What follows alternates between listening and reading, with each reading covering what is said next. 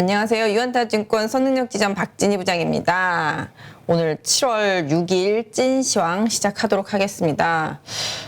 정말 오늘 저 많이 힘들었어요. 여러분들도 많이 힘드셨을 것 같아요. 오늘 지수가 2300이 깨지면서 마감이 돼서 최근의 종가상으로는 최저치에서 마감이 됐습니다. 그러다 보니까 상대적으로 상당히 좀 힘들었던 하루였을 거라고 생각하고 있습니다. 최근의 시장 흐름 보면은 아침에 10시 이후에 방향을 잡으면 그 방향으로 끝까지 가는 상황입니다. 그래서 뭐 어제 같은 경우는 상대적으로 계속 끝까지 올라서 좀 기대감을 갖게 만들었는데 오늘 또 아침부터 계속 빠지기 시작하면서 계속 밀려 내려오는 모습을 보이면서 시장 상당히 좀 힘들게 만들었던 것 같습니다. 뭐 최근에 불거진 뭐 뉴스 이슈 이런 부분들을 하나씩 좀 살펴보도록 할게요. 일단은 지금 보시면 아시겠지만 이제 유가가 어제 급락했죠. 경기 침체에 대한 우려감으로 100불대 이하로 떨어지는 모습. 며칠 전만 하더라도 뭐 유가 380불 간다는 이런 멍멍이 같은 소리는 하고 있었는데 또 반대로 또 지금은 뭐 유가가 65불까지 갈 수 있다라는 뭐 전망도 나오고 있으니까 언제는 근데 뭐 사실 그게 뭐 경기가 좋고 나빠서라기보다 뭐 처음에 이제 380불까지 가는 거는 이제 러시아 쪽에서 어느 정도 좀 에너지 공급을 제한하면 그렇게 할 수도 있다라는 얘기였었고 이번에 또 뭐 65불까지 간다는 얘기는 뭐 아시다시피 경기 침체로 가면 또 그럴 수도 있다라는 뭐 이런 전망치 수요가 이제 따라주지 못하니까 뭐 이런 부분들에 대한 우려감이 좀 유가를 억눌렀고 또 그러다 보니 또 유가 관련해서 최근에 시장에서 선전했었던 섹터주들이 많이 좀 약했습니다. 뭐 그 다음에 또 보신다라면은 또 오늘 환율 어제부터 환율이 좀 이슈죠. 환율이 1,300원대 위로 가파르게 튀어오르면서 상당히 좀 시장이 부담을 갖고 움직인 모습인데요. 뭐 환율 약세는 뭐 우리나라뿐만 아니라 유럽도 그렇고요, 엔도 그렇고 다 마찬가지로 달러 대비해서 환율은 계속 좀 약합니다. 지금 달러 인덱스가 지금 한 105, 106 거기서 좀 왔다 갔다 하고 있는 상태죠. 사실 그러다 보니까 뭐 미 국채 금리들도 다 그런 부분들에 좀 반응을 하고 있는 상태고요. 일단은 뭐 연준이 이번 달 말쯤에 있을 금리를 결정하기 전까지는 지금의 달러 강세는 계속적으로 좀 유지될 수밖에 없는 환경이다. 뭐 뉴스에서도 보셨을 것 같아요. 뭐 금융위기 이후, 뭐 외환위기 이후 국내에서 이제 외환 보유고가 상당히 지금 최저치다라는 얘기 계속 돈을 퍼붓고 있지만 환율을 방어하지 못하고 있기 때문에 이런 부분들에 대해서 시장 불안도도 많이 커져 있는 모습 보실 수가 있겠습니다. 뭐 잠시 이런 얘기 좀 해보기로 하고요. 또 상대적으로 그동안 시장에서 쟤는 안 돼. 저 종목은 절대 하면 안 돼. 라고 생각했었던 금리 인상 시기에 시장에서 배제되었었던 오히려 게임주라든지 뭐 엔터주는 뭐 워낙 실적으로 경기 방어주라서 이 시간 통해서도 많이 말씀드렸었습니다만은 뭐 엔터주라든지 그다음에 아까 말씀드린 게임주 그다음에 제약 바이오 섹터 이런 쪽들이 장 초반부터 상당히 좀 강한 흐름을 보였고요. 오후에 살짝 뭐 밀리긴 했습니다만은 시장 대비해서는 상당히 선전하는 모습을 보이면서 오히려 경기 방어주의 역할을 해주고 있습니다. 사실 뭐 그 해당 섹터주들은 성장주이긴 하지만 주가가 빠졌기 때문에 또 오히려 가치주로 부각이 될 수도 있겠고 또 경기에 둔감한 방어주 섹터로서도 역할을 해주고 있는 상황입니다. 특히 오늘 같은 경우 본다라면 뭐 오후장에 확 좀 상승폭이 좀 줄긴 했습니다만은 화장품 섹터 같은 경우도 상당히 좀 견조한 모습을 보였거든요. 워낙 주가가 많이 빠지다 보니 오히려 화장품 섹터주들도 지난번에 말씀드렸던 대로 필수 소비재라는 인식이 좀 저가 매수를 좀 불러왔다라고 보실 수가 있겠고 또 급락했었던 아까 말씀드렸던 그 모든 섹터주들의 반등은 뭐 일정 부분 쇼커버링이 기인하고 있다라고 보겠습니다. 그동안 공매도들이 상당히 좀 많았었던 섹터들이고요. 그러다 보니 좀 저가에서 환매수가 좀 들어오면서 쇼커버링 속에서 좀 반등이 나왔다라고 보실 수가 있겠습니다. 반면에 뭐 상대적으로 최근까지 최고였었다. 앞으로도 좋다 이러면서 많이 올랐던 게 이제 조선주죠. 그다음에 뭐 원전, 그다음에 또 신재생에너지죠. 풍력, 태양광 마찬가지로 이런 부분들 뭐 오늘 상당히 많이 급락하는 모습이 나타났습니다. 뭐 결론적으로는 이제 유가가 급락을 하다 보니 이런 신재생에너지 쪽들이라든지 또 유가 상승에 기인해서 올랐던 조선주라든지 뭐 중동 건설 기대감에 올랐었던 건설주라든지 뭐 그다음에 건설 기계 섹터 이런 쪽들까지도 다 빠지는 모습이 좀 나타났고요. 최근에 뭐 원자재 가격 하락세 뭐 이 부분도 지난번에 저희 한번 말씀드린 적이 있습니다. 원자재 가격들은 이미 꺾인 지 오래잖아요. 비철금속류들도 그렇고요.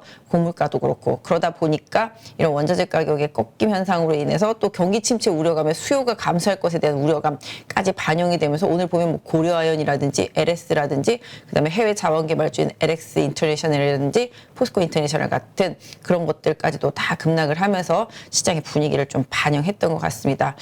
뭐 언제는 유가가 올라서 안 좋다고 그러더니 이제 또 빠져도 안 좋다고 그러니까 뭐 이게 도대체 어떻게 하란 말이냐라는 생각을 할 정도입니다. 유가가 올라갔을 때를 생각해 보면 이게 수요가 막 넘쳐나가지고 올라갔을까요? 아니면은 공급이 막 엄청나게 줄어들어서 올라갔을까요? 생각해 보면 답 나오죠.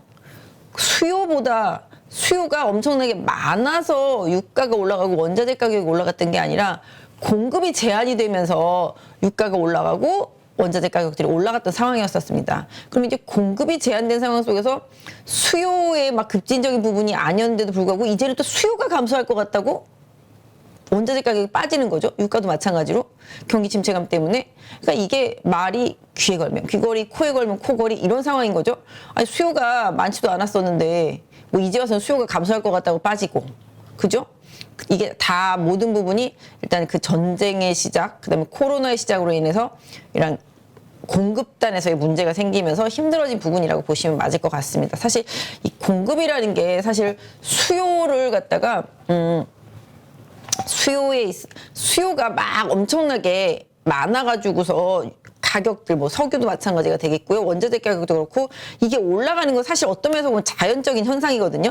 수요가 늘어나서 그 가격들이 올라가는 건 어쩔 수가 없는 부분인데 지금 수요가 별로 있지도 않은데 공급이 줄어들어서 가격이 올라갔던 부분들이라는 거죠. 그래서 사실 최근에 이제 기업들의 얘기를 들어보면 사실 소비 수요, 이게 뭐 개인의 이제 이런 소비 수요가 좀 체감적으로 많이 줄고 있는 상태 속에서 공급단에서의 문제가 생기다 보니 부품 가격이라든지 원자재 가격이 올라가서 기업들이 상당히 좀 힘들어 했었습니다. 최근에는 뭐 자동차주도 마찬가지가 되겠습니다. 그래서 기아 같은 경우도 뭐 연료 탱크 그 부분이 부족해서 차를 뭐 못 만들고 쉬어야 되는 그런 상황이 되기도 하고, 그다음에 뭐 삼성전자 같은 경우는 또 어떤 면에서 보면은 부품이 부족하다기보다 소비가 막 팍팍 늘지 않고 경기 침체에 대한 우려감 때문에 좀 줄다 보니까 오히려 가전이라든지 스마트폰의 재고가 넘쳐나고 또 이 재고로 인해서 그 부품 업체들이라든지 장비 업체들한테도 발주가 계속 안 나가는 거죠. 그러니까 이게 뭐 1등이 안 되니까 2, 3, 4등 뭐 그 밑에 주렁주렁 매달려 있는 식구들은 더 힘들어지는 부분이 되겠습니다.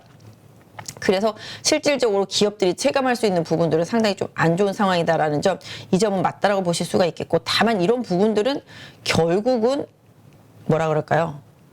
시간이 해결해 줄 수 있는 부분이라고 생각을 하고 있습니다. 그리고 또 주가에 이미 또 녹아있기도 하고요. 그래서 기업이 어느 정도 그 가치 이하로 빠지게 되면 빠지는데 좀 한계가 나타나는데요.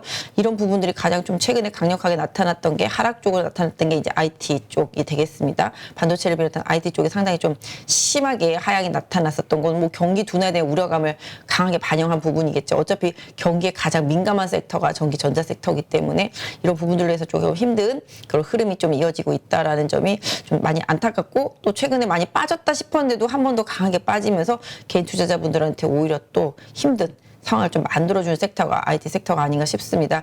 이쪽이 조금 잘 풀려야 되는데요. 사실 삼성전자가 7일날 잠정치 예상치 발표를 합니다. 실적 발표를 하고 나면은 시장이 좀 반응을 봐야 되겠죠. 그래서 이 부분도 좀 챙겨서 봐야 될 부분이라고 생각을 하고 있습니다.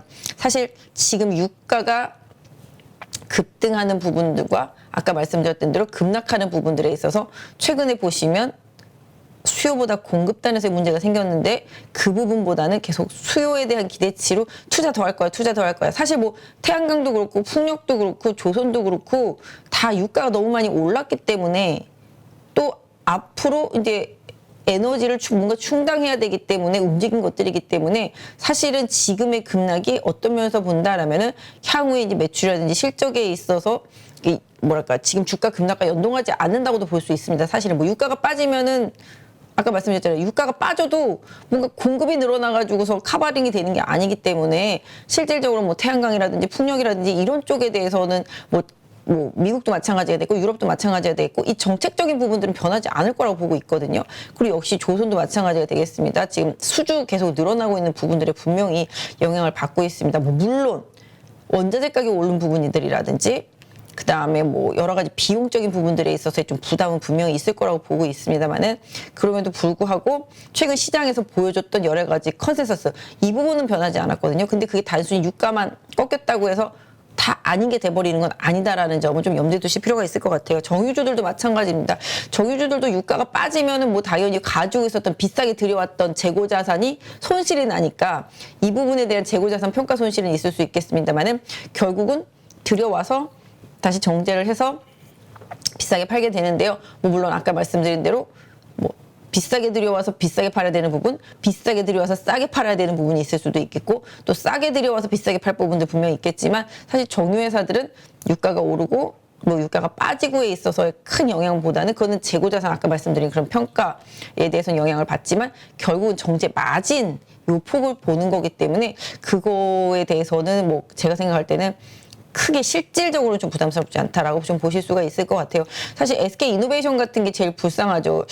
유가가 올라갈 때는 2차 전지라고 안 올라가고, 또 2차 전지가 올라갈 때는 또 정유주라고 안 가고, 또 2차 전지가 빠질 때는 또 2차 전지라고 같이 빠지고, 이렇게 계속 도매금으로 휘청휘청 하는 그런 상황이라서 그 기업이 좀 아쉽기는 한데요. 전체적으로 봤을 때 지금 시장은 그냥 뭐 뭔가 좀 이유? 핑계거리? 이런 거를 찾아서 그냥 갖다 붙이기에 좀 급급한 상황이라고 보시면 좋겠습니다. 사실 지금 가장 힘든 게 유럽이죠. 특히 독일이죠. 일단은 러시아에 대한 에너지 의존도가 워낙 컸기 때문에 독일 힘들고, 뭐 최근에 나온 뉴스 보시면 아시겠지만 유럽의 제일 큰 에너지 회사도 구제금융을 요청한다. 12조 정도 이런 얘기가 나올 정도로 상당히 좀 힘든 국면이라는 거죠. 그래서 기본적으로 지금 중국도 계속 버티고 있고, 또 러시아는 원유를 싸게 갖고 와서 뭐 실질적으로 물가를 억누르면서 잘 버티고 있는 상황이긴 하지만, 지금의 이제 뭐라 그럴까요? 상황에서 봤을 때 경기가 정말 침체로 간다라면은 이머징 시장이 가장 타격을 많이 받고, 특히 이제 우리나라가 속해 있는 이머징 시장이 힘들 수밖에 없는 구조다라는 거. 특히 우리나라 같은 경우는 원자재라든지 에너지 같은 거 의존도가 상당히 큽니다. 대외 의존도가. 그런데 지금 환율은 올라왔죠. 그래서 그 환율로 인해서 공급 받을 때 비싸게 받고, 또 뭔가 만들어서 팔아야 되는데 마진폭을 그거에 맞춰서 다 맞춰서 올릴 수가 없다라는 점, 이런 부분들이 우리나라가 대외적으로 봤을 때 더 상대적으로 많이 빠지고 그랬던 거에 가장 큰 원인이지 않을까. 그러니까 경기 침체에 있어서 내수라는 부분들이 강력하지 못하고 수출 의존도가 높은 나라이기 때문에 실제적으로 이 경기 침체에 있어서 가장 방어력이 조금 부담되는 그런 상황인 거죠. 그렇다 보니 또 국내 기업들이 약하고, 또 그런 기업들로 인해서 주가도 약하고, 또 외국인 같은 경우는 계속적으로 공매도를 치면서 시장을 더 압박하고 있다라는 점, 이 부분은 계속 좀 보셔야 될 것 같은데, 사실 오늘은 저는 개인적으로 좀 오전에 흔들다가 어제 미국처럼 오후에는 좀 반등을 해줘서 어느 정도 좀 맞춰주겠지라는 생각으로 좀 기대를 했는데, 여지없이 좀 기대는 무너진 것 같습니다. 하지만 뭐 어제 개인이 많이 팔고 오늘 또 개인이 정말 눈을 초롱초롱하게 정말 엄청 많이 샀더라고요. 보니까 거래소가 지금 벌써 8,900억대 정도 샀고요. 코스닥은 뭐 조금밖에 안 샀습니다만은, 기본적으로 다시 또 개인 투자자들은 어느 정도 미국 시장 급등한 부분들, 또 그냥 유가 급락한 부분들, 이런 것들을 좀 보면서 뭔가 기대감을 가지고 좀 저가의 매수에 좀 나서지 않았나 싶습니다. 사실 최근에 채권 시장이 뜨겁습니다. 채권 시장이 금리가 이렇게 올라가다 보니까 단기에 채권 금리가 많이 올라갔어요. 그러니까 어떤 면에서 보면은 주식보다 나 좀 안전한 곳에 투자하고 싶은 사람들은 지금 연 한 4%까지도 지금 나오고 있습니다. 채권들이. 그래서 회사채들이 계속 금리를 올라가면, 또 역시 회사 입장에서 보면, 기업들 입장에서 보면은 조달금리가 계속 올라가니까 부채 부담이 계속 생기는 부분이 되겠습니다. 그래서 기업들은 이래도 힘들고 저래도 힘들고 이런 상황이 계속 좀 이어지고 있습니다. 뭐 은행들도 계속 은행채 발행하는 상황이고, 금리도 마찬가지고, 그래서 지금 기업들이 오히려 더 힘든 상황이라고 또 외부에 좀 법인 영업하시는 분한테 들었는데요. 상당히 힘들기는 힘들다라고 하고 있습니다. 그래서 기업들이, 우리 기업들이 이중고에 계속 시달리고 있죠. 뭐 그런 자금에 대한 금리의 이자 부담에 대한 그런 부분들, 또 내지는 또 물류비가 상승하는 부분들, 그다음에 원자재 가격이 상승하는 부분들, 이런 부분들에 있어서 상당히 좀 부담을 많이 갖고 있는 상태라서 경기 침체를 논하기 이전에 이미 체감적으로는 많이 침체를 느끼고 있는 상황이라는 점, 이 부분은 좀 계속 고려봐야 될 것 같습니다. 사실 환율이 1,300원대로 올라가다 보니까 시장에서 많이 좀 부담을 갖고 있는 상황인데요. 이 부분도 역시 우리나라 시장이 대외적으로 더 힘든 상황이다라는 거죠. 사실 지금 외환 보유고가 지금 IMF 이후에 지금 최저치라고 그러지 않습니까? 그런 상태 속에서 최근에 이제 뭐 금융당국이 계속 달러를 매도하면서 환율을 좀 방어하려고 했지만, 그게 지금 여의치가 않은 상황이 되겠습니다. 그래서 IMF에서 권하는 기준이 이제 뭐 100에서 뭐 한 150 사이를 말한다면, 지금 우리나라는 뭐 한 97, 8 정도? 네, 요 정도 유지되고 있기 때문에 살짝 뭐 기준선보다 아래에 있긴 합니다만은, 뭐 다들 뭐 그렇게 걱정할 정도는 아니다라고 얘기는 하고 있긴 합니다. 그래서 지난번에 미국과 통합 수합한 거 이런 부분들이 또 만기가 다고 다시 또 이제 재계약하는지 여부 이런 부분들을 조금 살펴보셔야 될 것 같긴 한데요. 아무튼 지금의 환율이 부담스럽긴 하지만 우리만 그런 건 아니고 뭐 일본도 유럽도 다 마찬가지 비슷한 처지다라는 점을 좀 염두에 두실 필요가 있겠고요. 아까 말씀드린 대로 이 환율의 변동성이 좀 최근에 있긴 합니다만은 이런 고환율 같은 경우는 이번 이제 연준의 금리 인상폭 이런 걸 보면서 어느 정도 좀 변화가 있지 않을까 싶습니다. 사실 요번 8일 날 이제 고용지표 있고 그다음에 다음 주 13일 날 CPI 있습니다. CPI는 뭐 지난번에 말씀드렸는데요.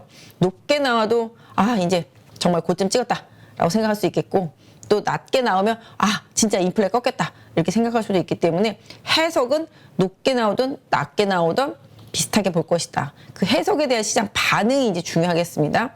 그 반응이 중요한 거지 해석 자체는 높게 나오든 나쁘게 나오든 간에 긍정적으로 시장에서는 해석을 하려고 할 것이다 라고 보고 있습니다. 그렇게 따진다면은 뭐 그런 긍정적인 반응으로 오히려 CPI 나올 때 시장은 거꾸로 조금 더 반응을 할 수도 있지 않을까. 오히려 더 긍정적인 반응. 네, 이런 부분들을 좀 기대해 볼 수는 있지 않을까라고 생각을 하고 있습니다. 그래서 오늘 시장 보시면 최근에 신용 잔고 많이 줄었죠. 지금 17조 대까지 줄어 있고요. 고객 예탁금도 지금 55조 아래까지 좀 내려와 있는 상태가 되겠습니다.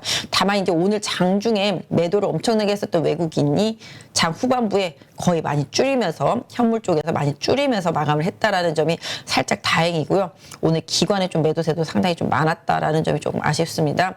뭐 금융투자 쪽들에서 조금 많이 매도가 있었네요. 보니까 이런 부분들이 조금 부담이기는 한데 일단은 뭐 나올 수 있는 물량은 좀 빨리 나와주는 게 좋겠습니다. 사실 지금 어떤 이제 조치를 바란다라면은 뭐 인터넷에서도 계속 뭐 투자자분들이 이제 얘기를 많이 하고 있는데 사실 공매도를 좀 금지시켰으면 좋겠다라는 얘기들이 계속 많이 나오고 있죠.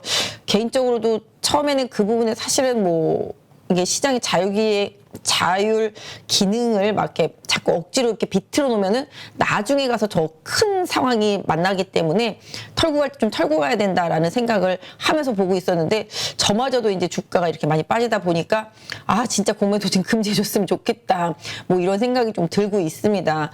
그러니까 이거는 뭐 여러분들이 뭐 제 말을 듣고 뭐 비판을 하실 수도 있겠습니다만은 어떤 부분에 있어서 본다면 그동안 계속 이제 막고 막았던 것들이 오히려 그 뒤에 가서 더 안 좋을 때 터져 버리니까 더 크게 맞거든요. 그리고 공매도라는 부분들이 뭐 일정 부분 뭐 순기능도 분명히 있다라고는 보여지지만 사실 지금의 우리 시장에 있어서는 순기능보다 좀 역기능이 많다라는 점은 확실히 맞다라고 생각을 하고 있습니다. 그래서 비틀려진 운동장에서 개인들이 실질적으로 그 공매도에 대응하기는 쉽지 않기 때문에 제가 생각할 때도 이번 지금 상황은 좀 금융당국에서 뭔가 좀 조치를 내어서라도 뭔가 조금 단기적으로 좀 힘든 구간을 넘길 수 있게 해주는 뭐 사실 뭐 반대매매 뭐 하루 정도 더 막아주고 뭐 반대매매 나갈 수 있는 그 140%를 뭐 어느 정도 하반으로 뭐 낮출 수 있게 해주는 그런 조치 이런 부분들은 그렇게 크게 유용하지가 않습니다. 오히려 개인 투자자분들의 손해만 더 키울 수 있습니다. 사실 오늘 반대매매 맞았으면 괜찮은데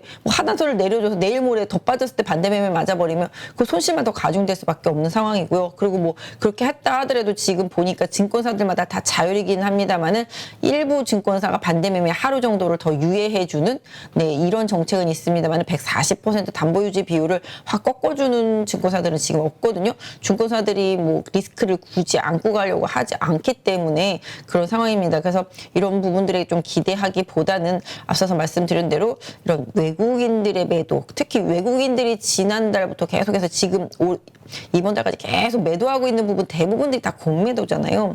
그래서 이런 부분들을 생각해 본다라면은 솔직히 좀 공매도에 대한 제한적인 부분들은 분명히 어느 정도 뭐 완전히 막을 수가 없다라면은 뭔가 좀 규제를 통해서 뭔가 그 공매도를 악용하지 못하게 하는 그런 부분들에 대한 제재가 좀 있으면 좋겠다라고 좀 개인적으로 좀 생각을 하고 있습니다.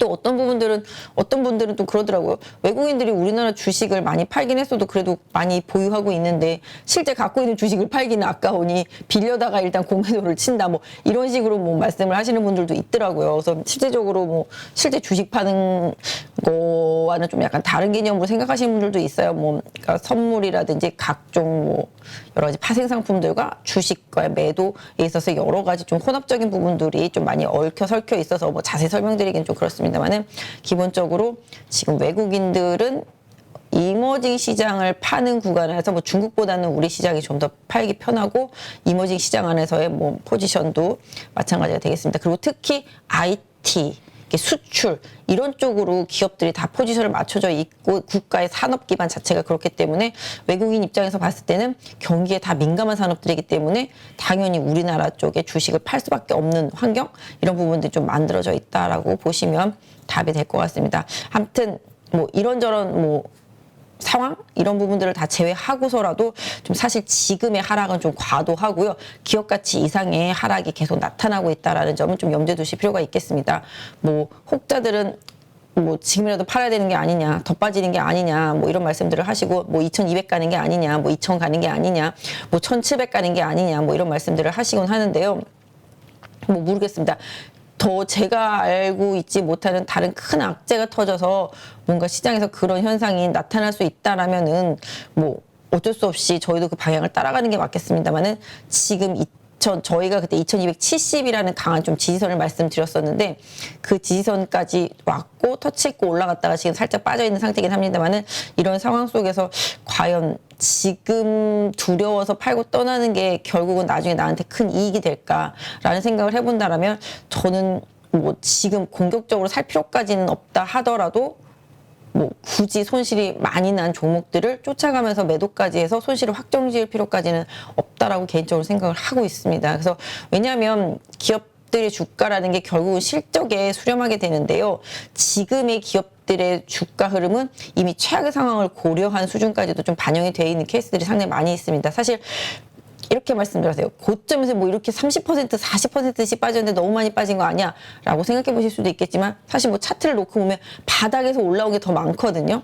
그런 부분들까지 고려해서 보면은 어떤 게 적정 주가일지, 어떤 게 지금 현재 기업 가치에 합당한 주가일지 이런 부분들은 좀 사실 뭐 종목별로 좀 많이 다를 수는 있겠습니다만은 생각해 볼 필요가 있긴 한데요. 하지만 기본적으로 기업들 고유의 자산 가치라든지 대형주들 보면은 대충 상당히 좀 그런 상태거든요. 뭐랄까 그 청산 가치라든지 평균적으로 줄 수 있는 그런 밸류 이하로 빠져 있는 것들이 상당히 좀 많습니다. 그렇게 본다라면은 확실히 좀 과매도 구간인 건 맞다.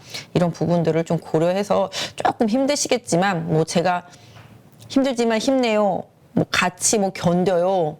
뭐 반등 나올 거예요. 뭐 이런 얘기를 드린다면은 그 말 자체가 오히려 희망 고문 같이 느껴지실 수도 있겠습니다만은 아까 말씀드렸던 대로 지수가 빠져도 분명히 오르는 종목이 있거든요.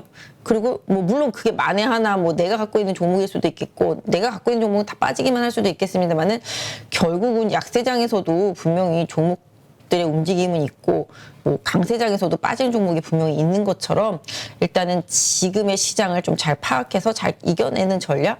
그러니까 아까 말씀드렸던 대로 무대응, 무대책이 또 대책인 것처럼 지금은 조금 관망하면서 시장이 완벽하게 좀 바닥을 찍는 시간을 좀 기다려보는 전략, 일정 부분의 현금을 보유하고 있다라면은 뭐 일단은 뭐 공격적으로 주식을 팔기보다는 조금 그 현금을 보유하면서 정말 실제 바닥에 나왔을 때 대응할 수 있는 타이밍을 좀 기다리는 전략을 조금 드리고 싶습니다. 그래서 개인적으로 2270선은 조금 강력한 그때 한 3번 정도 바닥을 찍고 올라갔던 자리이기 때문에 이 부분에 대한 지지력은 조금 믿고 싶은 자리라서 뭐 여러분들이 힘드시겠지만 조금 한 번 더 다음 주 CPI가 가장 강력한 시장의 변곡점이 될 수 있는 구간이니까 조금만 기운 내셨으면 좋겠다라는 말씀 좀 드리고 싶습니다.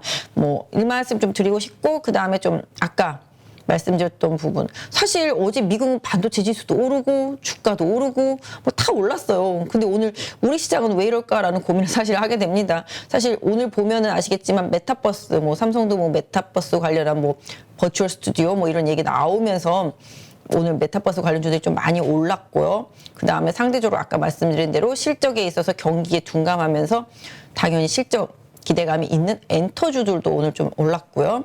그 다음에 뭐 게임주들이 오후장에 살짝 밀리기도 했습니다만은 상대적으로 선방을 했습니다. 경기에 상대적으로 좀 방어적이다는 부분도 있겠고 낙폭과대에 따른 쇼커버링도 좀 들어오면서 반등을 했고 화장품도 오늘 상대적으로 좀 견조했습니다. 역시 필수 소비재로서의 역할 또 낙폭과대에 따른 쇼커버링 이런 부분들이 좀 어우러지면서 화장품 종목들도 좀 강했죠. 그리고 특히 강했던 게 이제 제약바이오 섹터 되겠습니다. 제약바이오 섹터도 거의 금리 상승 시기에 버린 카드 같은 그런 느낌이었었습니다만은 사실 미국 시장에서는 지금 헬스케어 섹터가 상당히 좋거든요.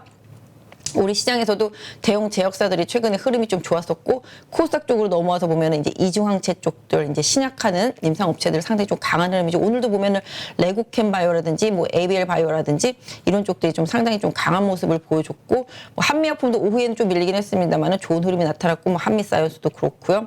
그다음에 뭐 녹십자를 비롯해서 뭐 전체적으로 좀 약간 뭔가 실적이라든지 뭔가 향후의 임상적인 퍼포먼스를 보여줄 수 있는 종목들은 상대적으로 좀 견조했다. 최근에 보시면 코스닥에서 외국인들은 좀 제약바이오 섹터 주도를 좀 담고 있는 모습들이 계속 좀 포착이 되고 있습니다. 아까 말씀드렸던 대로 뭐 이미 빠질 만큼 빠졌고 실적 보고 뭐 투자하는 섹터 아니고 그 다음에 경기 방어주 또 내지는 낙폭과대에 따른 쇼커버링 이런 부분들까지 어우러지면서 상대적으로 그동안 좀 버린 카드 같았던 종목들이 오늘은 상대적으로 좀 강했다라는 점. 그러니까 시장이 뭐 시점마다 좀 다르긴 합니다만은 항상 선택을 하고 있습니다. 그 선택을 조금 따라가는 게 저희 입장에서는 유리한데 사실 이런 선택들이 조변석계 하기 때문에 너무 힘들죠. 얼마 전까지만 해도 조선 최고야 하다가 뭐 조선 그다음에 뭐 유가 때문에 뭐 정유주들 좋아 막 이래놓고 또 이제 다시 또 이렇게 그다음에 실적은 뭐 물론 당연히 좋겠습니다만은 그냥 시장이 그냥 단순하게 좀 생각을 하고 이슈 뉴스 플레이를 계속 하고 있다라는 점 때문에 여러분들이 좀 투자를 이어가시기가 좀 힘든 구간인 건 맞습니다. 다만 이제 뉴스 이슈 플레이로 인해서 변동성을 좀 활용한다라면은 조금 어느 정도 변동성에 따른 수익을 추구하기 위한 용기는 좀 필요한 구간이다라고 보실 수가 있겠는데요. 기본적으로 시장이 좀 많이 변동성이 심하기 때문에 일단은 뭔가 좀 확신을 갖고 그 기업에 대한 믿음을 갖고 매수를 하고 이제 분할 매수를 해나가는 과정 이런 부분들이 아니다라면은 일단은 최대한 좀 관망하면서 시장이 바닥이 나오는 그다음에 뭔가 좀 가시권 안에 뭔가 좀 좋은 호재들이 들어오는 사실 지금 원자재 가격 빠지고 있는 부분들은 분명히 나중에 인플레이션 지수에 영향을 줄 수밖에 없거든요. 그래서 인플레가 꺾이면 미국의 연준의 스텝에 있어서도 뭔가 좀 완화적인 스텝이 나올 수가 있겠고 그로 인해서 금리 인상에 대한 공포가 사그러들면 분명히 시장이 좋은 점이 있는데 다시 또 이 원자재 가격 하락을 시장에서는 경기 침체 우려 때문에 수요가 감소할 거라고 빠진다라고 하니 아까 제가 말했던 대로 무슨 소리냐. 그동안 수요가 많아서 올랐던 게 아니라 공급이 없어가지고서 올랐던 건데 이게 정상화돼 가고 있는 과정인데 이게 귀에 걸면 귀걸이, 코에 걸면 코걸이식으로 갖다 맞추게 하는 그런 뭐랄까요 해석들 이런 게 지금 짜증 나는 거죠 솔직히. 그렇기 때문에 지금 상황에 있어서 힘들 수는 있겠지만 뭔가 변화는 조금씩 인플레이를 꺾어져가는 흐름이 나오고 있다. 뭐 지난번에도 말씀드렸을 수 있겠습니다만은 침체, 경기 침체라는 이 큰 빅 이슈가 인플레의 가장 강력한 대항마가 되고 있습니다. 이게 오면은 다시 인플레를 생각도 못하죠. 사실 코로나가 지금 막 늘어나고 있는 상태잖아요. 우리나라도 그렇고 미국도 그렇고 유럽도 그렇고 결국은 코로나가 다시 또 번지면 코로나로 인해서 다시 우려감은 분명히 있겠고 또 역시 기업들이라든지 경기에 타격이 올 수도 있다라고 생각은 할 수 있겠습니다만은 또 지금 옥죄어 오던 유동성에 있어서는 또 긍정적인 부분이 분명히 생기거든요. 그러니까 시장이 침체로 가는 부분들, 기업 실적 악화로 가는 부분들을 다시 생각할 것이냐 아니면 인플레 이슈로 인해서 계속 금리가 올라오고 시장의 유동성을 쪼여갔던 부분들이 다시 완화될 수 있는 부분들도 긍정적으로 볼 것이냐 이거는 또 이제 시장에 돈을 가진 자들의 뭐 선택이겠습니다만은 우리는 또 그런 방향성이 나오면 따라가기만 하면 된다고 보여지는데요. 결국은 결자 해지 일단은 뭐 어제 뭐 휴전 가능성 얘기, 그다음에 중국의 관세 면제 얘기 이런 부분들이 시장에 강력하게 반영이 됐듯이 결국은 러시아와 우크라이나 문제의 해결 기미가 보이면 분명히 시장도 좀 강하게 반응할 수 있다라고 볼 수 있겠고 앞서서 말씀드렸던 바처럼 그나마 좀 근시일 내에 뭔가 시장의 변화를 줄 수 있는 경제 지표에 대한 확인 이런 부분들은 좀 분명히 필요하다. 특히 아까 말씀드렸던 대로 CPI 지표가 나오면 그 부분에 대한 해석에 따라서 시장의 반응이 한 번에 좀 강하게 나타날 수 있다라는 점을 좀 염두에 두셨으면 좋겠습니다. 사실 오늘 정말 제가 와서 무슨 얘기를 해야 될까, 뭐 어떤 말씀을 드려야 될까, 뭔가 어떤 답을 드려야 될까, 뭐 이런 생각을 하고 왔는데 사실 제가 얘기하는 것들이 답이 될 수는 없겠죠. 사실 뭐 제가 이 시장에 뭔가 파워를 가지고 시장의 경제를 떡주무르듯이 할 수 있는 그런 뭐 자금력이 있는 사람도 아니고 정책 결정을 하는 사람도 아니기 때문에 뭐 그저 제가 생각하는 수준에 있어서 제가 보고 있는 여러 가지 변화들 이런 부분들을 통해서 제 생각을 일정 부분 좀 전달드리고 있으니까 이 부분은 좀 참고를 하시고요. 뭐 제 의견에 뭐 동의하실 수도 있겠고 동의하지 않으실 수도 있겠습니다만은 저는 이렇게 생각하고 있다라는 점 이런 부분들만 조금 이해해 주셨으면 좋겠습니다. 그래서 여러 가지 보여지는 지표라든지 뭐 이런 부분들은 분명히 경기 침체 시그널이라고 해석할 수 있는 수준일 수는 있겠습니다만은 아까 말씀드렸던 대로 지금의 원자재 가격과 유가의 하락은 수요가 감소해서 빠지는 게 아니라 실질적으로는 수요가 감소해서 빠진다라고 말은 하고 있지만 결국은 공급단에서 있었던 문제 때문에 생겼던 유가라든지 원자재 가격 강세가 결국은 그 부분으로 인해서 너무 과하게 올랐던 부분이 지금 빠지고 있다라고 보시면 좋겠습니다. 그래서 결국은 이 공급단의 문제가 해결되려면은 결국은 코로나로 인했던 문제, 러시아로 인했던 문제 이런 부분들의 해결 기미만 나타나면 역시 또 시장은 또 다시 좀 과민하게 상대적으로 올라갈 수 있는 쪽으로 반응을 할 수도 있다라는 점만 좀 염두에 두도록 하겠습니다. 일단은 오늘 좀 차트를 보면서 여러분들이 고민하는 부분들 조금 한번 참고해 보도록 할게요. 뭐 미국이라든지 뭐 다른 분이 좀 만들어 놓으신 거긴 한데 미국이라든지 다우하고 나스닥 같은 경우는 실질적으로 좀 어느 정도 좀 바닥에 대한 느낌 이런 부분들은 사실 좀 있습니다. 잠깐만요. 차트 어디 갔냐? 차트 멀티 종합 차트. 네, 이게 예전에 제가 그려놓은 것들이죠. 사실 이 부분도 그렇고요. 이 부분도 그렇고 제가 다우가 좀 많이 빠질 수가 있겠다라는 뉘앙스를 드리면서 방송을 했던 때거든요. 사실은 여기서부터도 마찬가지가 되겠고요. 다우나 나스닥이 안정이 돼봤자 사실 우리 시장한테 큰 영향을 못 주긴 합니다. 사실 저는 이제 갭 이론자라서 옛날에도 항상 갭을 말씀을 드렸는데 여기도 아직까지는 좀 갭이 있기 때문에 미국 시장이 어떻게 움직일지는 모르겠는데 좀 지켜는 봐야 될 것 같습니다만은 실질적으로 일정 부분 저점은 좀 어느 정도 지지력을 가지고 있는 부분에 선에 닿았기 때문에 여기 보이시죠? 이 선에 닿았기 때문에 여기 고점 부분입니다. 이 고점 부분에 닿았기 때문에 이 갭을 메우지 않고 일단은 주가가 좀 반등을 한 상태입니다. 그래서 최근에 찍었던 저점만 깨지 않는다라면은 다우도 조금씩 좀 안정을 찾아가는 행보가 나타날 수 있겠고요. 어떤 면에서 보면 확실히 확 급락해가지고서 그 다음에 빠르게 V자로 올라오는 게 좀 편할 수도 있긴 해요. 여기서 꼭 올라가려다 말고 자꾸 빠지고 하니까 이게 개인 투자자분들의 피해만 더 커지거든요. 그래서 그렇기 때문에 사실 아싸리 가야 된다라면은 빨리 갔다 오는 것도 좋긴 한데 일단 다우는 조금 국내와는 좀 다른 행보다라고 말씀드릴 수 있을 것 같고요. 일단은 나스닥은 또 약간 좀 흐름이 좀 괜찮긴 하죠. 나스닥 종합 여기서 찍어놓고 보겠습니다. 나스닥 종합. 네. 나스닥 종합 같은 경우도 오히려 다우보다는 좀 나스닥 종합이 먼저 좀 저점을 만들어줬기 때문에 조금 편안한 차트 사실은 실질적으로 이런 부분들은 조금 고려해 보실 수가 있을 것 같고요. 좀 지지선 최근에 찍었던 저점을 미국 시장 투자하시는 분들이라든지 지수를 좀 보시는 분들은 지지선을 좀 활용해 보시는 전략이 좋겠다라고 말씀드릴 수가 있겠습니다. 그래서 미국도 지금 60일선, 뭐 121선, 200일선 다 풀려서 하향하고 있기 때문에 추세 자체는 하향 추세다. 이 하향 추세를 돌리는 데는 제가 생각할 때는 몇 달 걸린다라고 보고 있습니다. 다만 이 몇 달 걸리는 과정을 짧게 가는 거는 방법이 여러 개가 있잖아요. 바닥에서 계속 왔다 갔다 들었다 놨다 하면서 이평선들이 쭉 끌려 내려온 다음에 올라타는 거 하나 있겠고요.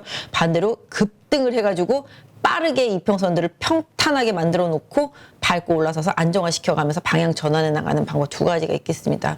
뭐 제 입장에서는 사실 급등해 놓고서 그 다음에 이제 조금씩 안정화해 나가면 소원이 없겠습니다. 여기서 들었다 놨다 몇 번 하면서 시간 끌기를 하면 몇 달 동안 너무 지치고 힘들고, 개인 투자자분들은 들었다 놨다 하는 과정 속에서 지치고 힘들어서 투매를 할 수도 있고, 또 반대로 역으로 올라갈 때 사고 빠질 때 팔고 이러면서 더 손실이 크게 날 수도 있기 때문에, 사실은 이 돌리는 방법은 아까 말씀드렸던 대로 급등과 변동성 이 두 가지가 있는데, 사실 요번 달에 그 CPI 발표, 그다음에 연준의 금리, 그런 부분들이 계속 기다리고 있기 때문에 7월 달은 좀 변동성을 피할 수는 없겠고, 그 변동성 안에서도 이 등락폭이 좀 세지면 좋겠습니다. 등락폭이 세지면 좋은 게 아니라, 등락폭이 세져야지만 이 이평선들을 좀 빠르게 끌어내려가지고서 안정화시킬 수가 있기 때문에 그 부분을 좀 말씀을 드렸고요. 코스피 볼게요. 코스피 같은 경우도 이제 여기 이 박스권과 여기 박스권 이제 말씀드렸죠. 이 구간까지가 최대 목표치라고 보겠습니다. 그래서 개인적으로 봤을 때는 사실 예전에 제가 방송했던 걸 찾아보셔도 상관은 없는데, 여기 3,200에서 내려오기 시작했을 때 2,500~600대가 어느 정도 지지력 있는 바닥권이다라고 말씀을 드리면서 최악은 2,200도 갈 수 있다라는 말씀을 한번 드린 적이 있었었는데요. 그게 이렇게 좀 현실화가 되니까 좀 많이 속상하고 안타깝긴 합니다만은, 역시 그 구간에도 분명히 갭이 있었기 때문에 사실 2,000 언저리에도 하나 있거든요. 그래서 그것까지는 생각하기도 싫은데, 어쨌든 간에 지금 상당 부분 지지력이 있는 구간까지 왔습니다. 보시면 이쪽에서 고점이었었거든요. 여기서도 고점이었었죠. 그죠? 이렇게 강력한 저항을 받던 지수대를 뚫었고요. 뚫고 나서 지금 여기 3번의 지지를 받았습니다. 그렇기 때문에 지난번에도 말씀드릴 때 저항이 뚫리면 지지선이 되는 거거든요. 그래서 이 3번의 지지를 받고 강하게 올라갔었던 지수의 경험을 바탕으로 해서 2270선 정도를 강한 지지 라인이라고 말씀드렸던 부분입니다. 그래서 이 부분은 분명히 기술적인 부분이기 때문에, 만약에 제 생각과 다르게 이 강력한 지지 라인이 뚫리면 더 걷잡을 수 없이 빠질 수도 있기 때문에, 분명히 이번에 2270이 깨지면은 일정 부분 뭔가 충격적인 이슈가 나오거나 뭔가가 나타나면서 깨질 수가 있기 때문에, 그런 부분이 안 나타나는지만 좀 체크해 보시면 좋겠습니다. 그래서 여기가 갭이 또 하나가 있어요. 1950선 정도에. 이 갭을 설마 매꾸로 내려오진 않았으면 좋겠다라는 생각을 하고 있는데요. 사실 2000선이라는 게 10년 동안 못 뚫던 걸 뚫었거든요. 2000선. 그렇기 때문에 2000선 자체도 좀 강한 지지력이 있습니다. 그래서 그 부분은 좀 생각해 보실 필요가 있겠고, 뭐 1600 간다, 뭐 1700 간다 말씀하시는 분들은 이 구간에 있는 요 갭을 보신 걸 거예요. 여기도 갭이 있기 때문에, 코로나 때 생긴 이 갭이 있기 때문에 이 갭도 매꾸로 내려온다라는 가정하에 뭐 1600 간다, 뭐 이렇게 말씀을 하시는 거라고 생각을 하고 있고, 방금 제가 말씀드렸던 이제 1950 요 부분에도 갭이 하나 있기 때문에, 그 부분을 갭만 보시는 분들한테는 충분히 뭐 지수가 여기까지 내려올 수도 있겠다라고 말씀하시는 거에 대해서 이유, 뭐 기술적인 부분들이라고 말씀드릴 수가 있겠습니다. 그렇다고 뭐 지금 당장 온다라고는 말씀을 못 드릴 것 같고요. 일정 부분 지금 생각해 보시면, 제가 줄을 하나 더 그어 볼게요. 지금 1440 부근에서 저점이 나왔고요. 지금 3300 부근에서 고점이 나왔습니다. 둘 사이의 갭을 따져보면은 한 2000 좀 안 되죠. 한 1900 정도 되는 것 같죠? 그죠? 근데 지금 고점에서 1000포인트가 빠졌단 말이죠. 상승폭의 지금 절반을 돌려놨단 말이에요. 절반을 돌려놨기 때문에 여기는 그래도 좀 거의 웬만큼 뭘까요? 강한 지지력이 있는, 사실 피보나치로 봤을 때는 여기가 아니라 이 구간에서 좀 지지가 나왔어야 맞거든요. 보통 상승폭의 뭐 30, 한 6, 7% 정도? 네, 요 정도 선이 사실은 뭐 항상 지지 라인이 되는 선이긴 한데요. 그보다 깨고 중간 거의 상승폭의 절반을 다 내려왔기 때문에 일정 부분 지금 지지선을 형성하고 있다라고 보실 수가 있겠고, 아까 말씀드렸던 대로 3번의 강력한 지지력이 나왔던 위치이기 때문에 2270이 지수를 갖고 지수 플레이를 하고 지수 관련 대형주를 매매하시는 분들한테는 중요한 지지 라인이 될 수 있겠고, 뭐 포인트가 될 수 있기 때문에 그 부분을 좀 참고해 보셨으면 좋겠습니다.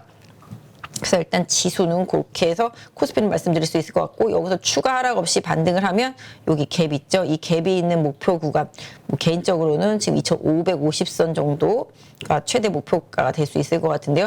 중간에 있는 목표치는 한 2,450 정도까지 한번 설정해 놓고 보시면 좋겠습니다. 사실 지지선이 깨지면 올라갈 때마다 계속 저항선이 된다. 이것만 염두에 두시면 되세요. 기계적인 매매를 하시는 분들은 내가 생각할 때 이거를 이 가격에 샀는데 이 가격이 지지선이기 때문에 샀어. 근데 이 지지선이 깨지면 나는 기계같이 팔 거야. 라는 생각을 갖고 기계적인 매매를 하시는 분들은 그렇게 기술적인 매매를 하시는 거고, 나는 뭐 그런 거 신경 안 써. 이 기업의 펀더멘탈이 좋기 때문에, 실적이 좋기 때문에, 지수 때문에 빠지고 시장 때문에 빠진다면 나는 그 기업을 계속 사서 모을 거야 라고 생각해 하신다라면 그 기업에 대해서 계속적으로 트라이를 하는 게 맞겠습니다. 그래서 뭐 이건 시장 대응하는 거는 뭐 사람마다 다르니까 뭐라고 말씀드릴 수는 없는데, 사실 그렇습니다. 저희가 항상 종목을 말씀드릴 때 이 가격이 이 정도가 지지가 된다라면은 매수해 보실 만하다. 그리고 뭐 이 정도는 저항대다. 그리고 이 지지선이 깨지면 손절을 해야 된다. 뭐 이런 부분들을 항상 말씀을 드리거든요. 그러니까 그런 부분들은 좀 잘 따라주시면 좋겠습니다. 사실 뭐 주가가 1000포인트나 빠졌는데 뭐 멀쩡한 종목이 있을 수가 없겠죠. 그리고 어떤 종목이든지 간에 많이 빠졌고요. 근데 이제 고점에서 그 종목을 이제 저희가 항상 뭐 언급할 수도 있고, 뭐 누군가는 뭐 추천할 수도 있겠습니다만은, 뭐 개인적으로 그런 부분이 있을 때 항상 뭔가 이렇게 이게 여기가 지지가 된다라면은 뭐 모아볼 만하다. 이 정도 가격에서 뭐 이 정도 언더면은 해볼 만하다라고 말씀을 드리지만, 항상 지지선을 말씀드리고 그 지지선 이탈에 대해서는 항상 비중 조절 내지는 매도에 대한 그런 고민을 항상 하시면서 좀 종목을 보셨으면 좋겠습니다. 뭐 이 종목이 좋다더라 그러면은 무조건 사야지, 갈 거야, 뭐 이런 생각보다, 물론 그 종목이 그 당시에는 좋을 수는 있어요. 당연히 좋고 수급도 좋고 흐름도 좋고 뉴스도 좋고 다 이슈도 좋았지만 시장이 변하면서 그 종목에 대한 뷰가 또 갑자기 확 바뀔 수가 있기 때문에 그냥 무조건적인 신뢰 이런 부분보다는 아까도 말씀드렸지만 항상 본인만의 지지선을 만들어 놓고 그에 따라서 또 뭐 물론 저희가 말씀드리기도 하지만 그 부분을 좀 최대한 잘 활용을 해야지만 나중에 또 더 싸게 살 수 있는 기회도 나타난다라고 보실 수가 있을 것 같아요. 뭐 사실 저희 증권회사 직원들도 요새 많이 힘들어요. 다들 정말 망연자실, 뭐 지난번에도 말씀드렸지만 관망 같은 방치 그런 느낌이거든요. 그래서 다들 힘들다. 그래서 개인 투자자분들만 힘든 건 아니고 증권회사 직원들도 다 힘들고 모든 투자자들이 다 지금 힘든 시기다. 사실 뭔가 좀 정책적으로 딱 시장을 안정시켜 줄 수 있는 뭔가 필요한데 그 뭔가가 없기 때문에 많이 아쉽고, 대외 변수에 계속 휘둘리는 우리의 입장이 너무 아쉽기는 합니다. 그렇기 때문에 좀 힘들지만 그래도 지금은 개인적으로는 좀 추가 하락이 좀 있더라도 견딜 수 있으면 좀 견뎌보는 게, 여기까지 다 때려 맞고서 매도하는 건 좀 아니다. 미리 팔았으면 모르겠지만 다 때려 맞고 얼마 하락이 안 남은 상태에서 매도를 하고 나면 다시 또 재매수 포인트를 못 잡을 수 있기 때문에 지금은 아까 말씀드렸던 대로 조금은 좀 기운을 내서 견뎌주셨으면 좋겠다. 뭐 물론 종목마다 다르기는 합니다만은 이 부분 좀 염두에 두시면 좋을 것 같고요. 오늘 시장의 특징주는 아까 말씀드렸던 대로 엔터주가 좋았었고요. 뭐 블랙핑크 얘기 나오면서 YG 관련 주들이 좀 강했었기도 했고요. 엔터주들은 말씀드렸던 대로 경기랑 무관하기 때문에 실적으로 말할 수 있는 섹터라서 그동안 좀 많이 빠졌던 종목들이 좀 강했었고, 그 다음에 음식료 섹터들이 요새 좋습니다. 왜냐하면은 경기 방어적 필수 소비재죠. 먹고는 살아야 되니까. 뭐 아무리 안 좋아도 먹어야지 어떻게 하겠어요. 그렇기 때문에 가격 인상에 대해서 뭔가 저항이 강력하지가 않다. 그런데 지금 또 곡물가 가격도 다 빠지고 있다. 그렇기 때문에 오히려 음식료 섹터주들에 대해서는 좀 긍정적인 뷰를 조금 보시는 것도 괜찮습니다. 최근에 흐름 보면은 뭐 농심이라든지 제일대당이라든지 뭐 오리온 너무 좋죠. 이런 부분들하고 뭐 중소형 음식료 섹터주들 안에 있는 종목들의 흐름도 좀 계속 봐주시는 게 좋겠고, 그다음에 뭐 아까 말씀드렸던 대로 화장품은 솔직히 매수까지는 저는 개인적으로는 권하지 못하겠지만 기본적으로 아까 말씀드린 대로 낙폭과대에 따른 기술적인 반등과 쇼커버링과 그다음에 경기 필수 소비재로서의 역할, 뭐 어차피 씻고 바르고는 해야 되니까 그런 부분들이 좀 부각이 됐기 때문에 시장 대비해서 상대적으로 미리 많이 빠진 상태에서 좀 하방 경직은 좀 있는 편이다라고 말씀드릴 수 있을 것 같고요. 게임주들도 마찬가지죠. 신작 게임이 뭐 뒤로 밀리거나 뭐 경쟁 관계에 있어서 엎치락 뒤치락 하면서 지난번에 뭐 미르폰가요? 그 올라오니까 갑자기 뭐 NC소프트가 순위에서 밀리면서 빠지고 뭐 왔다 갔다 하는 부분들이 있었습니다만은 지금 다시 또 NC소프트가 순위권으로 올라오고 있는 상태거든요. 근데 게임주들도 아까 말씀드렸던 대로 신작 게임이 나오는 시그널 이런 부분들이 상당히 중요한데요. 지금은 그 부분보다 주가가 많이 빠진 상태 속에서 뭐 해외발 또 금리 인상 시그널에 대한 완화에 대한 우려감, 기대감이라고 하죠. 여기는 거꾸로 경기 침체가 가면 뭐 게임주는 뭐 그닥 큰 영향을 받지 않는다라는 점. 뭐 물론 인건비, 고정비가 계속 많이 들어가는 부분들은 분명히 게임 회사들이나 플랫폼 회사들한테 부담이 될 수는 있겠습니다만은 사업 영역에 있어서 뭔가 재고를 쌓거나 뭔가 만들어서 팔거나 이런 부분들 때문에 원가라든지 환율의 영향을 받지 않는 섹터라는 점에 이점이 있다라는 점이 뭐 카카오나 네이버라든지 그런 게임사들 같은 이런 플랫폼 게임사, 뭐 콘텐츠 뭐 이런 쪽들한테 다 영향을 주고 있습니다. 그래서 이런 부분들이 상대적으로 대외발 악재에 둔감하다라는 점이 시장에서 지금 또 상대적으로 강세를 보이고 있는 원인이라고 좀 봐주시면 맞을 것 같고, 아까 말씀드렸던 대로 제약바이오, 사실 제약바이오가 좋아 보이는 종목들이 많긴 한데요. 사실 방송을 통해서 좀 권해드리기는 좀 어렵고, 다만 이제 애널리스트들이 그래도 이 회사는 괜찮다더라, 하반기에 임상 기대치가 있다더라 라고 말하는 종목들이 꽤 몇 개가 있습니다. 그리고 시총 상위 종목군에 있는 종목들, 최근에 보시면 셀트리온 별로 안 빠지잖아요.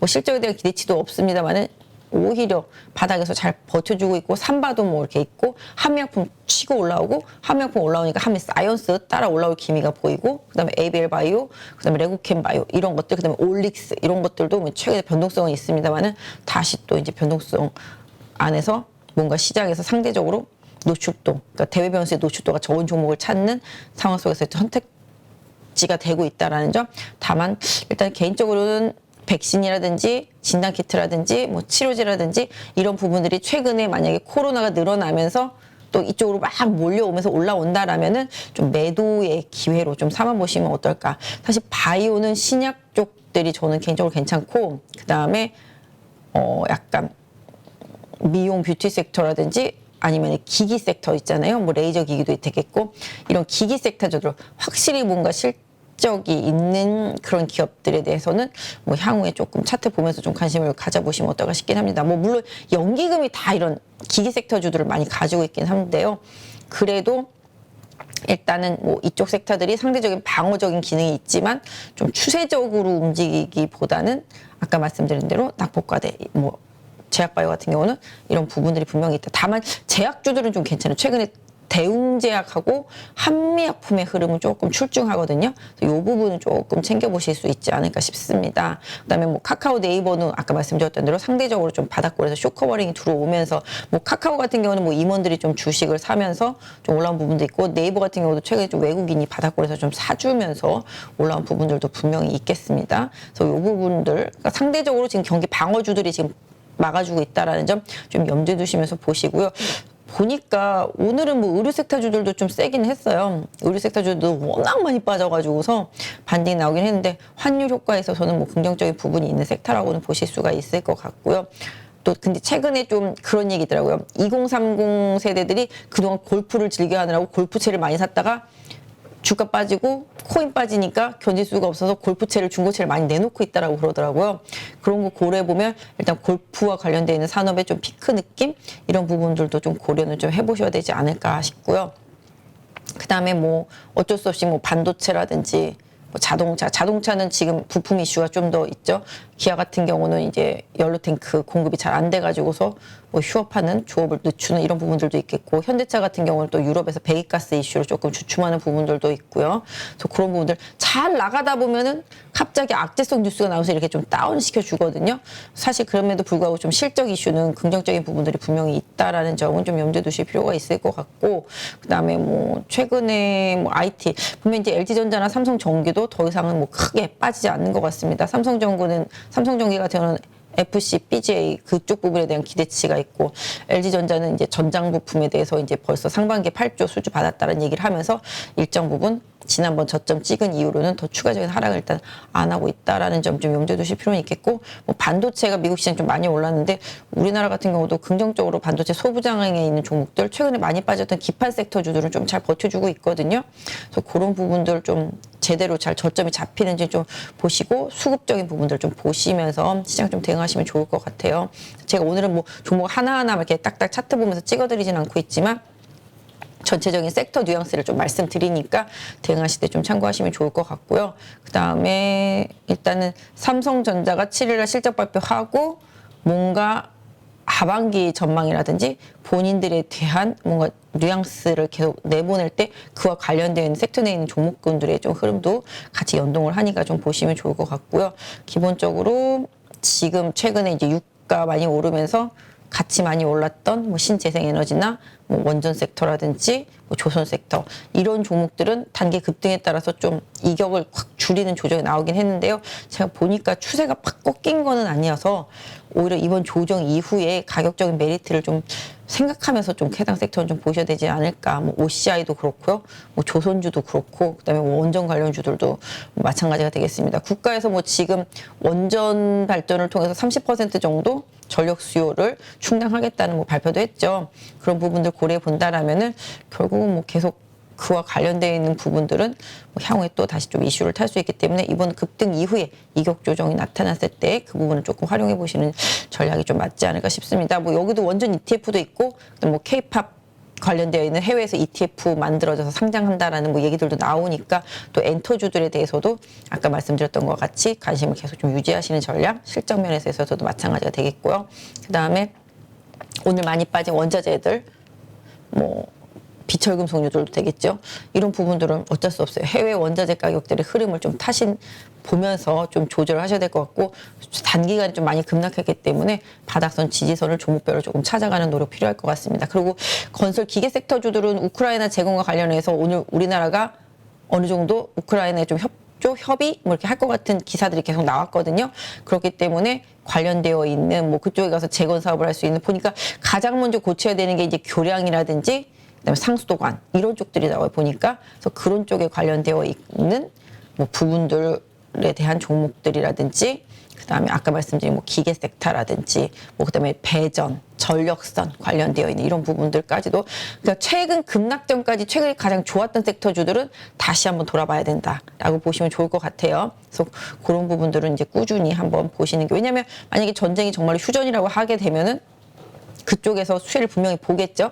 기반 시설 깔아야 되는 부분들이라든지 뭔가 해야 되니까 그래서 그거와 관련되는 종목들은 시장이 빠질 때 빠지더라도 계속 좀 눈에 담아두시고 보시는 전략이 조금 유효하겠다라고 말씀드릴 수 있을 것 같습니다. 그래서 뭐 지금 섹터를 뭐 다 한 번씩 다 이제 말씀을 좀 드렸고 그다음에 아까 음식료 섹터 좀 말씀을 드렸고요.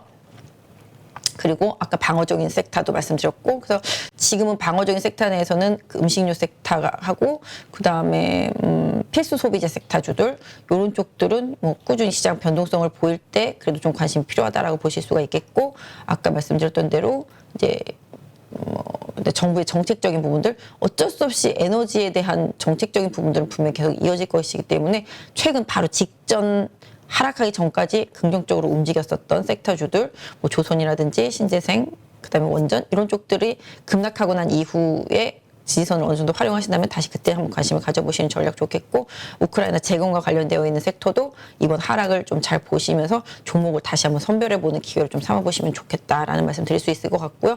엔터주들은 계속 관심 필요하다라고 말씀드릴 수 있을 것 같고 그다음에 뭐 게임이나 낙폭과대 플랫폼 이런 것들은 뭐 쇼크버닝에 따른 기술적 반등으로 좀 일단 봐주시고 화장품도 그런 쪽으로 일단은 좀 봐주시는 게 맞겠다. 그렇다고 이거 제가 사라는 건 아니고요.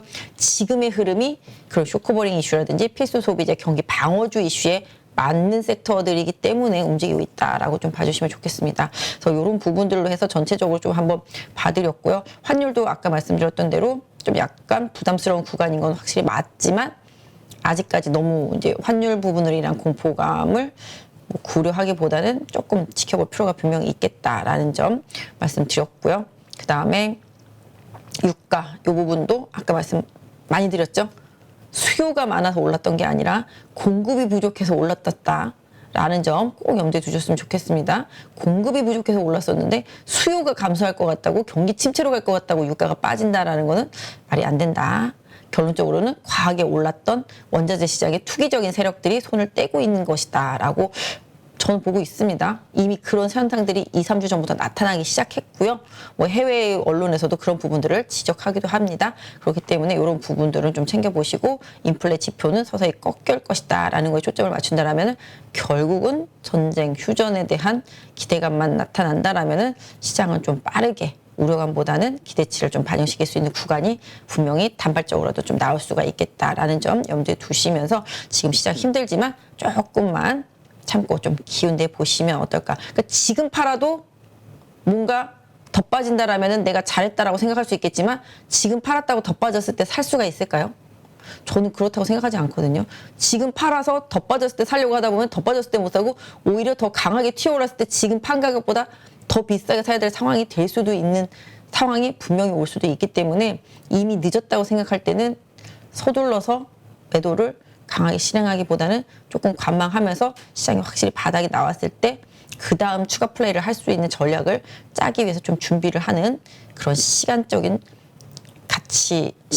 부분에 대한 노력 이런 부분들을 조금 더 하시는 게 맞지 않겠나 싶고요. 아까 말씀드렸던 대로 지수는 2270선 좀 강한 지지선으로 놓고 조금 더 지켜보자라고 말씀드릴 수 있을 것 같아요. 뭐 힘든 시간이고 힘든 상황이지만 조금만 기운 내시고요. 저도 사실 기운 없어요. 저도 기운 없는데 여기 나와서 기운 내라고 하는 것도 참 그렇지만 같이 힘들 때 서로서로 다독거려 주면서 같이 힘내서 가다 보면은 분명히 좋은 결과 나올 거라고 생각하고 있습니다. 힘든 시장이지만 조금만 기운 내시고요. 너무 안 좋게만 생각하지 마시고 좋은 생각 많이 하시면서 어느 정도는 조금 시장을 한 발짝 멀리 떨어져서 지켜보시다 보면 더 좋은 게 보이게 됩니다. 가까이서 이것만 볼 때보다 멀리서 보다 보면은 큰 그림이 보일 때가 있거든요. 그래서 지금은 너무 막 내 종목 빠졌어 이런 생각만 하기보다는 조금 일상 속에서 조금은 잊고 좀 마음을 비워놓고 시장의 변화를 기다리시는 것도 지혜라고 생각을 하고 있습니다. 오늘 늦은 밤까지 모두 고생하셨고요. 좋은 밤 되시기 바랍니다. 약 4억을 투자해서 한 1억 정도 수익이 나고 주식 선물로 해서 한 1억 정도 수익이 난 계좌입니다. 그래서 저 20년 노하우를 벤치마킹 하는 것이 고수익 가는 길이라 저는 생각하고 있습니다. 네, 이번에 8.15 캠퍼스에서 정말 특별한 교육 프로그램을 준비했습니다.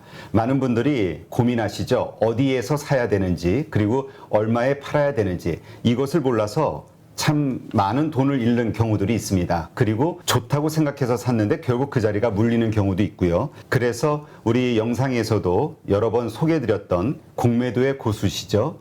물론 공매도뿐만이 아니라 일반 매수와 관련된 투자자로서도 상당한 수익을 얻고 계시는 분인데요. 그래서 이번에 김영옥 저자님과 함께 우리 많은 개인 투자자들이 실력을 높이고 어떤 시장 환경에서도 돈을 벌 수 있는 전천후 투자자가 될 수 있는 그러한 기회를 준비했습니다. 안녕하세요, 대표님. 네, 안녕하세요. 잠깐 말씀드렸지만 시장이 상승을 하든 그 다음에 하락을 하든 어느 쪽으로든 돈을 벌 수 있는 기술, 기법이라는 거. 네, 이거가 상당히 우리 개인 투자자들에게는 매력적인 포인트가 아닐까 생각이 돼서 이번에 정말 삼고초려해서 모셨는데요. 최근에 성적이 어떠신지 여쭤봐도 될까요?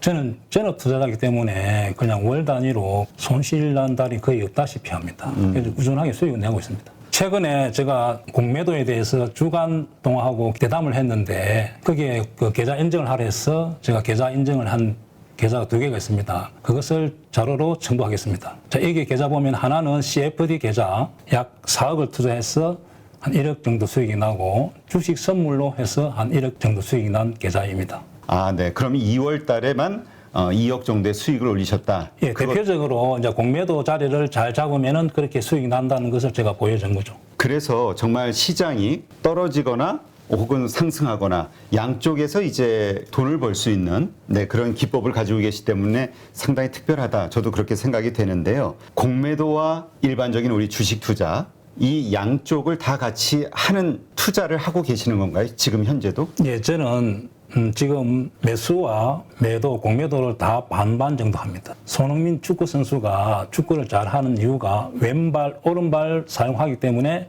축구를 잘합니다. 제가 좀 주식의 차트를 잘 보는 이유도 공매도를 오래 했기 때문에 매도 자리가 정확하게 보입니다. 왜냐하면 저는 매도 포지션을 하기 때문에 반대로 또 매수 자리도 잘 보입니다. 결국 공매도와 매수는 제가 다음에 기회가 되면 설명하겠지만은 밀접한 연관이 있습니다.